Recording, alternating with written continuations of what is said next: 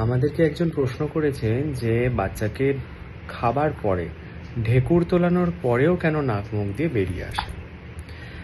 এখন এই ব্যাপারটা আমরাও ডাক্তারকে প্রশ্ন করেছিলাম।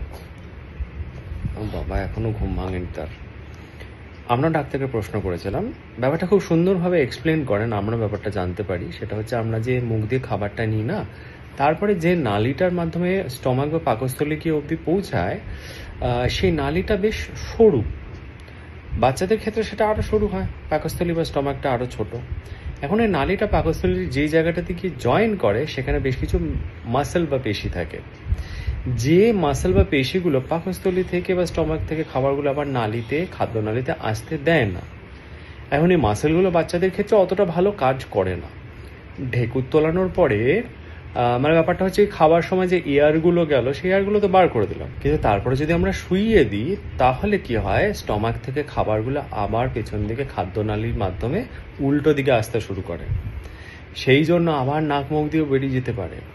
সেই জন্য উপায় হচ্ছে, বাচ্চাকে খাওয়ানোর পর ঢেকুর তোলালেন, তারপরে একদম শুইয়ে দেবেন না। নয় কিছুটা খেলতে দিন, নয় বোস করিয়ে রাখুন, নয় যদি একান্তই শোয়াতে হয়, তাহলে মাথাটা যেন বেশ খানিকটা ওপরে থাকে।